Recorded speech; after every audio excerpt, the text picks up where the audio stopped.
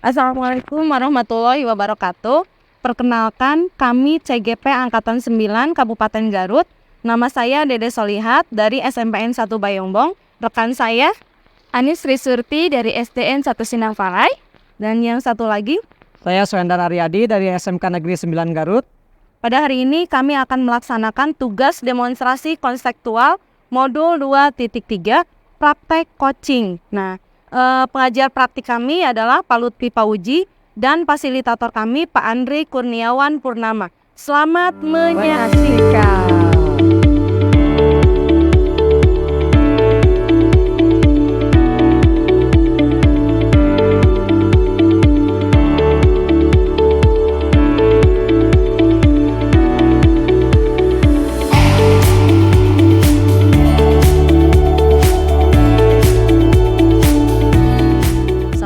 Mbak Suendar. Waalaikumsalam, Bu. Iya, gimana kabarnya?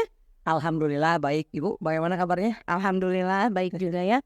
Oke, hari ini Pak Suendar itu mau melaksanakan coaching ya, praktik coaching. Iya, Bu. Ini ada teman yang ingin sama-sama sharing. Jadi saya di sini ingin mendampingi ya. Kita akan menggunakan metode coaching, Bu. Iya, oke. Tapi sebelum melaksanakan praktek coaching, ada beberapa hal yang akan saya sampaikan dulu ya. Oh, siap, Bu. Jadi yang pertama, nanti dalam tahapan coaching itu Bapak harus memperhatikan beberapa hal. Yang pertama, yang akan saya amati sebagai supervisor ya. Siap.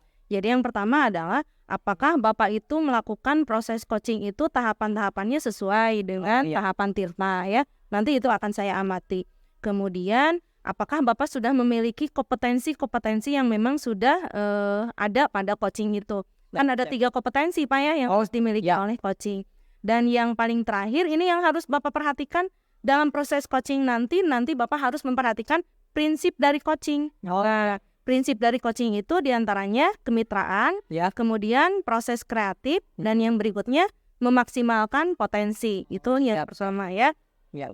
Kemudian berikutnya saya akan bertanya ke Bapak ya. Kira-kira dalam proses coaching ini kompetensi coaching apa yang ingin Bapak kembangkan? Oh iya, Bu. Dalam proses coaching ini memang ada beberapa kompetensi, Bu, yang ingin dikembangkan. Ya. Sebenarnya kompetensi ini itu bertujuannya untuk menggali keseluruhannya, untuk menggali potensi daripada nanti coachingnya rekan saya ini supaya dia itu bisa saya tuntun kemudian mengeluarkan potensinya. Adapun yang ingin saya kembangkan itu, Bu, ada 3, Bu. Yang pertama itu kehadiran penuh. Jadi kita sama-sama menghadirkan segala potensi, baik mendengarkan, melihat, sama ada rasa empati di sana supaya nanti si komunikasi coachingnya berjalan lancar. Jadi jangan sampai ada yang terganggu atau distraksi atau yang satu memperhatikan yang lain tidak. Yang kedua itu mendengarkan aktif. Artinya nanti di sini saya ingin mengembangkan bahwa saya ketika ada orang yang ingin sharing kepada saya harus bisa mendengarkan, kemudian ada feedback juga. Jangan sampai pasif, kemudian jangan sampai menjudgment juga gitu atau menghakimi. Dan yang ketiga itu nanti ini sebenarnya memberikan pertanyaan, cuman pertanyaannya bukan pertanyaan yang sifatnya menghakimi, tapi pertanyaan untuk memantik, Bu. Jadi di sini kompetensi yang ketiga itu ingin memberikan pertanyaan yang berbobot kepada coach supaya pertanyaan itu menuntun kepada solusi yang diinginkan oleh. Iya, oke. Hebat sekali ya. Kita mau mengembangkan memang dalam kompetensi coaching itu kan ada 3. Bagusnya memang kita ingin mengembangkan semuanya itu ya. Nah, tapi kira-kira dari ketiga kompetensi itu yang mau paling diamati sama saya sebagai supervisor atau paling ingin diobservasi menurut Bapak itu yang bagian kompetensi yang mana kira-kira? Kalau menurut saya, Bu, ya saya minta bimbingannya pada Ibu nanti yang di supervisory itu tentang ini, Bu, tentang praktek coaching ini, tentang saya ingin bisa mendengarkan aktif gitu Bu. Karena memang kekurangan saya ketika ada yang mungkin berbicara kepada saya karena memang sudah terbiasa dengan gadget dan lain-lain, kadang-kadang mudah terdistraksi gitu Bu, mudah terganggu, kurang konsentrasi, akhirnya kan kurang berempati gitu ya. Iya. Cara jadi nanti mohon bimbingannya untuk lebih dikhususkan diobservasi tentang mendengarkan aktif kepada coach atau nanti teman yang sharing itu. Ya, oke, siap Bapak. Nah, kira-kira ini menurut Bapak ya, Bapak merasa proses coaching itu berhasil. Ya. Nah, indikator ketercapaiannya itu kira-kira dilihat dari apa kira-kira? Kalau menurut saya Bu, jadi indikator keberhasilan daripada proses coaching ini adalah bahwa saya sebagai coach itu bisa menuntun Ya. coach atau lawan bicara saya mendapatkan sebuah jawaban atau solusi yang mereka cari gitu. Iya. Nah, artinya menuntun di sini bukan solusi yang kita paksakan, bukan solusi yang kita kehendaki dari kita, tetapi hanya menuntun, memantik pertanyaan sehingga nanti itu pertanyaannya jawaban atau solusinya dapat dari coach. Akhirnya kan ketika jawaban dari coach itu akan memunculkan tanggung jawab dan motivasi intrinsik yang ada dalam diri sehingga beliau juga akan memiliki sikap tanggung jawab untuk melaksanakan solusi. Iya, oke. Nah, yang terakhir Bapak ya, sebelum Bapak melaksanakan observasi, kira-kira harapan dari observasi yang akan kita lakukan ini apa kira-kira untuk kedepannya Bapak? Harapan saya Bu, karena memang bagi saya kita sebagai pendidik dan sebagai guru itu memang harus banyak memiliki relasi dan komunitas baik. Iya. Komunitas praktik baik. Jadi dengan proses coaching ini diharapkan sharing antara pendidik itu tidak terkesan secara formalitas. Iya, Bu. iya. Formalitas hanya dalam satu forum yang mana itu supervisi dan seakan-akan kita itu kan dihakimi gitu ya Bu ya. Iya. Tapi ketika ada proses coaching ini harapan saya budaya ini terus dijalankan. Ketika ada suatu permasalahan atau ada didiskusikan, kita menggunakan proses coaching ini apalagi dengan metode Tirta ya Bu ya. Dengan metode Tirta ini sehingga ke depannya budaya ini bisa dijalankan, kita dapat solusi, tetapi di antara rekan kita bisa sharing praktik baik satu sama lainnya. Iya, oke Bapak. Mungkin itu saja Pak ya untuk pertanyaan-pertanyaan yang saya sampaikan di prasupervisi ini. Siap. Silakan Bapak nanti melakukan observasi yang akan saya amati juga ya. Siap, Bu. Melakukan praktek coachingnya yang akan saya observasinya. Nanti kita ketemu lagi Pak ya di pasca observasi ya. Terima kasih Bapak. Ya, terima kasih ya Bu atas kemauannya untuk mengobservasi saya. Iya, sama-sama Bapak.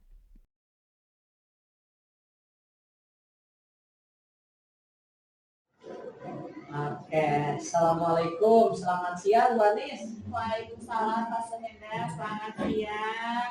Iya Bu, sepertinya Ibu terlihat ada beberapa kegamangan atau kegalauan Bu. Gimana nih Bu? Ada apa bisa cerita? Iya, ini Pak, saya tuh mau bercerita Iya. tentang permasalahan murid saya di kelas Pak. Oh, oke.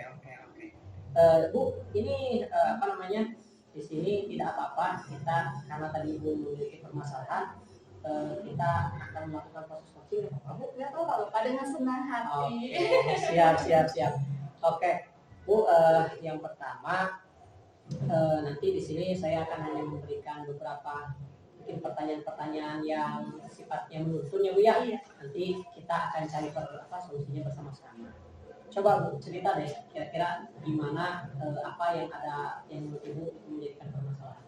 Iya, begini Pak, akhir-akhir ini ya murid-murid saya gitu ya di kelas tuh tidak memperhatikan saya Pak ketika saya memberikan pembelajaran di kelas. Iya. Kemudian mereka itu serasa nggak bersemangat gitu kan, nggak antusias gitu mendengarkan ketika saya memberikan materi, terus memberikan arahan, jadi mereka tuh cuek gitu Pak. Jadi hanya sekitar 50% dari murid saya Pak yang seperti itu.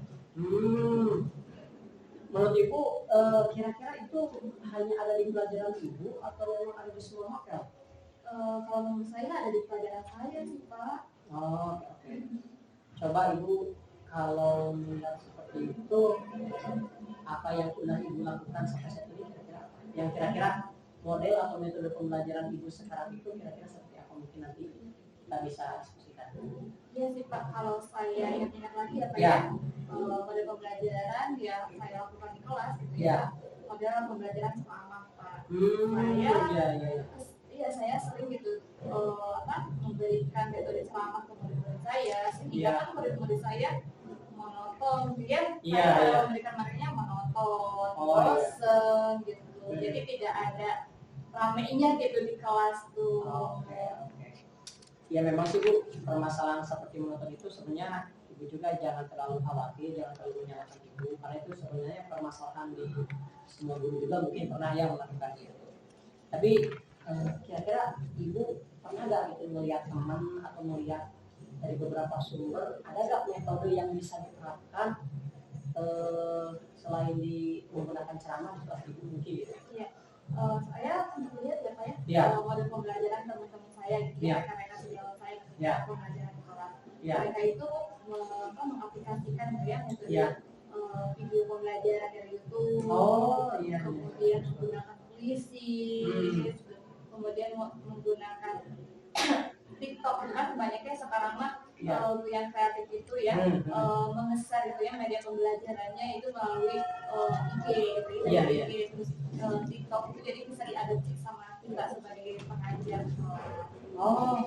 Nah, menurut Ibu tadi yang Ibu ceritakan dari pengalaman Ibu yang melihat teman-teman atau melihat media pembelajaran yang tadi Ibu katakan itu sekarang bisa dipakai di masa sekarang, mungkin itu gimana? Ya, menurut saya itu sangat bagus ya Pak ya. Itu bisa memberikan antusias atau motivasi kepada siswa gitu ya. Jadi pembelajarannya lebih bervariasi gitu ya. Tidak hanya metode ceramah gitu kan. Jadi sekarang kan bisa dikemas dengan media pembelajaran yang lebih kreatif lagi gitu kan.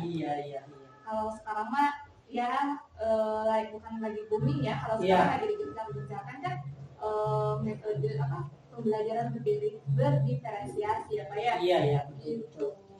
Nah menurut Ibu cocok nggak kira-kira yang tadi Ibu sebutkan itu dengan model pembelajaran yang bisa Ibu terapkan di kelas? Mungkin Ibu bisa merefleksikan kira-kira mungkin itu. Kalau menurut saya cocok ya Pak ya. Cocok. Iya. Jadi membuat siswa saya itu lebih antusias lagi ya. Jadi lebih termotivasi lagi ya Pak dalam pembelajaran saya. Iya betul. Nah bagus Bu, saya juga setuju dengan pernyataan Ibu. Jadi nanti tadi memang kan anak kurang minat ya dengan mungkin dengan metode ceramah itu bagus, tapi memang di beberapa materi memang ceramah itu kurang memuaskan gitu ya. Mungkin nanti Ibu bisa tambahkan juga tadi dulu bagus tentang media pembelajaran yang model pembelajaran yang kekinian. Nah kalau Ibu tadi bisa diimplementasikan di kelas Ibu, kira-kira ada hambatan atau apa gitu yang bisa untuk menerapkan itu, apakah ada hambatan atau memang tantangan yang harus dilakukan nggak kalau misalnya media pembelajaran baru itu akan diimplementasikan di kelas ini? Mungkin kalau hambatannya ada ya Pak ya, dari sarana prasarana lain nggak mungkin. Iya. Karena di sekolah saya bukan kekurangan infocus gitu ya. Screen gitu, saya harus pinjam dulu. Mungkin saya akan didiskusikan terlebih dahulu dengan kepala sekolah saya gitu. Nah, berarti lanjut ke selanjutnya, strategi apa yang akan Ibu lakukan dengan tadi bisa melihat hambatan, kekurangan atau kelebihan daripada media pembelajaran? Ya, kalau strateginya saya ingin menerapkan ya metode pembelajaran yang lebih kreatif, lebih menyenangkan, jadi bisa dipadu-padankan dengan metode-metode pembelajaran yang fisik tadi dengan game, gitu kan. Karena kan sekarang bentuk asesmennya juga ya Pak, tidak hanya berbentuk tulisan ya Pak ya. Kalau sekarang kan lebih dikemas dengan lebih modern lagi.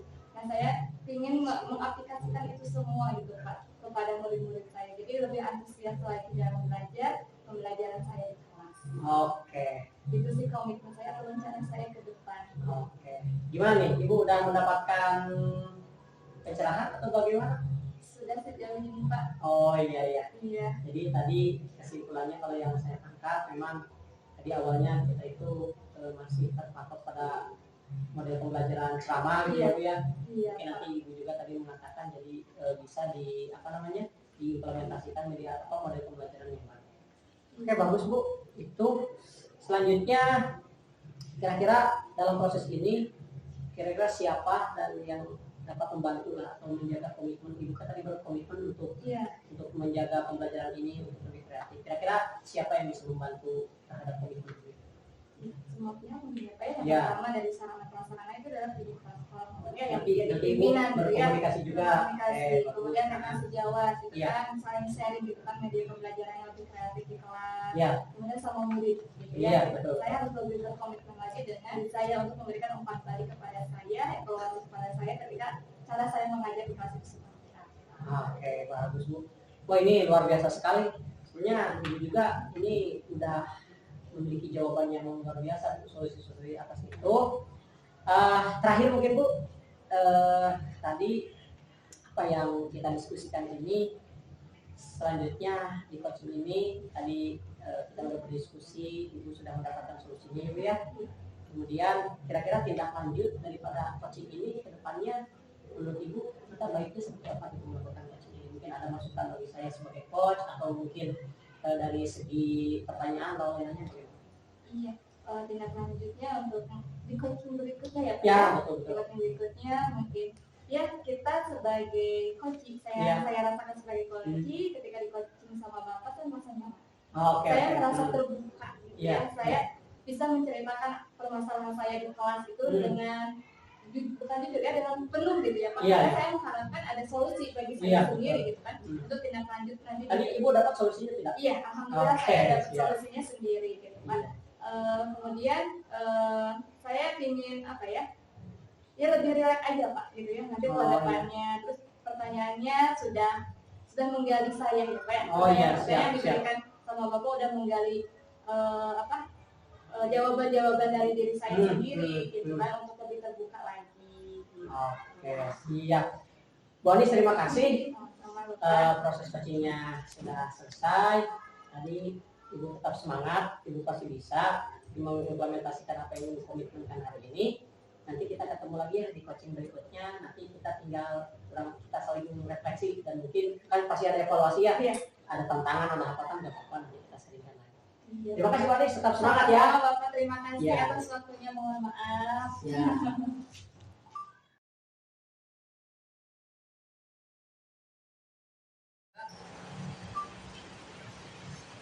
Oke Bapak, untuk kembali ya, tadi Ya, Bapak sudah melaksanakan praktik coaching Pak ya? ya, alhamdulillah Bu. Alhamdulillah. Oke, dari proses coaching yang tadi sudah dilaksanakan sama Bapak, kira-kira menurut Bapak sudah berjalan lancar atau tidak?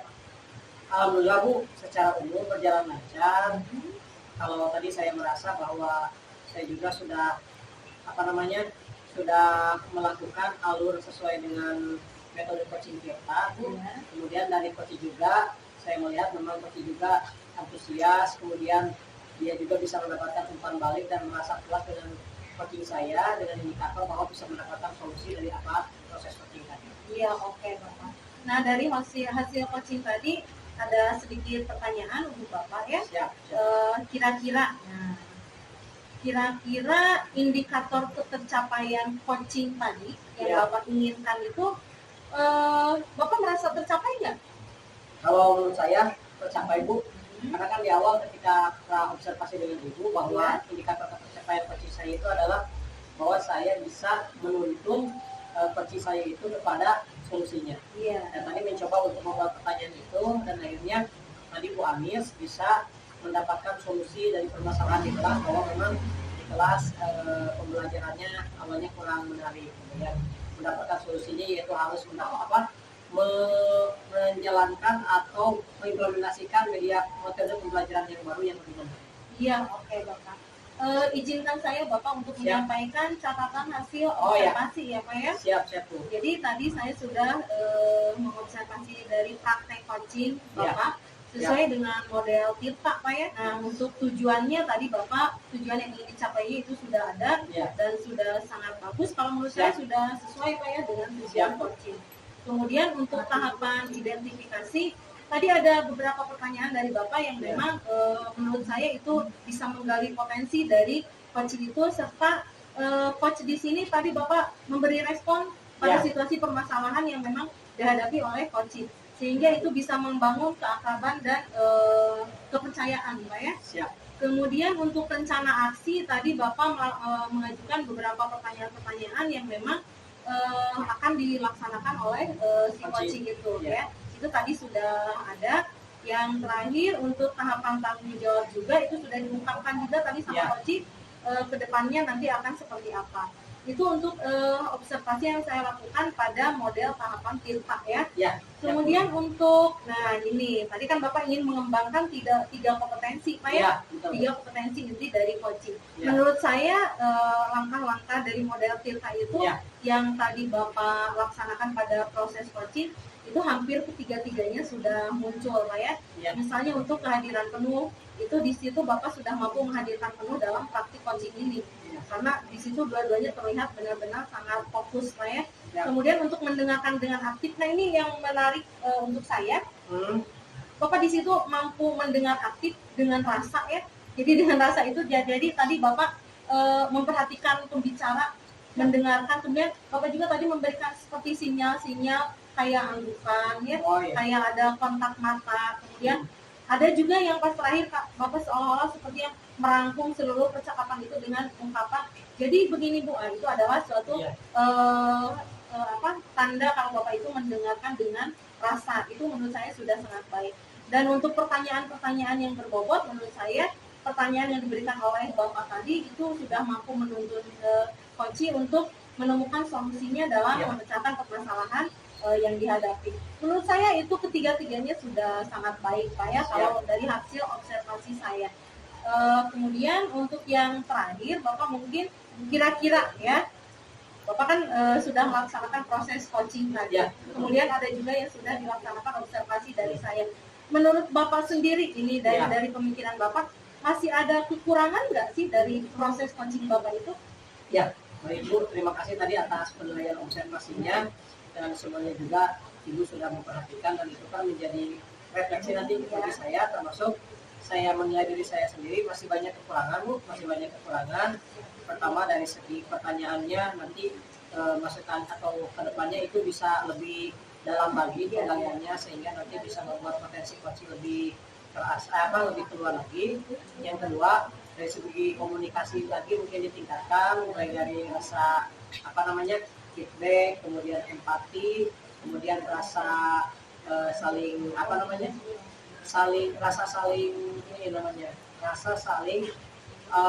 sepenanggungan. Artinya jika memang coaching masalahnya tentang itu, saya harus bisa merasakan bahwa saya ada di posisi seperti coaching ketika permasalahan di kelas. Mungkin itu yang akan saya ke depannya tingkatkan. Iya.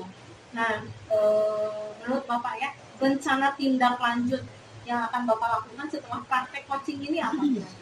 Rencana tindak lanjutnya setelah melakukan praktek coaching ini, saya akan melatih lagi untuk teknik coachingnya. Dan yang paling penting itu kita harus selalu mengimplementasikannya atau melatihnya atau mensimulasikannya, terutama di pembelajaran kita sehari-hari. Dan itu akan menjadi refleksi bagi kita supaya permasalahan-permasalahan yang ada di ketika kita bekerja di sekolah itu bisa ada solusi. Iya, oke Bapak. Mungkin demikian Bapak ya, itu adalah pertanyaan-pertanyaan pasca observasi ya dari saya. Alhamdulillah ya pelaksanaan coachingnya tadi berjalan lancar ya. Dan mudah-mudahan ini juga menjadi pembelajaran untuk saya juga Pak ya. Dalam pelaksanaan coaching kan kita tidak bisa hanya dengan sendiri saja, tapi kita juga harus mencari ilmu juga dari yang lain Bapak ya. Ya, terima kasih juga Bu telah menjadi observer dan observasi kami tadi. Dan masukan-masukannya akan saya terima, yang selanjutnya akan menjadi refleksi dari saya. Iya, terima kasih Bu Dede. Ya, terima kasih Bapak. Assalamualaikum. Waalaikumsalam.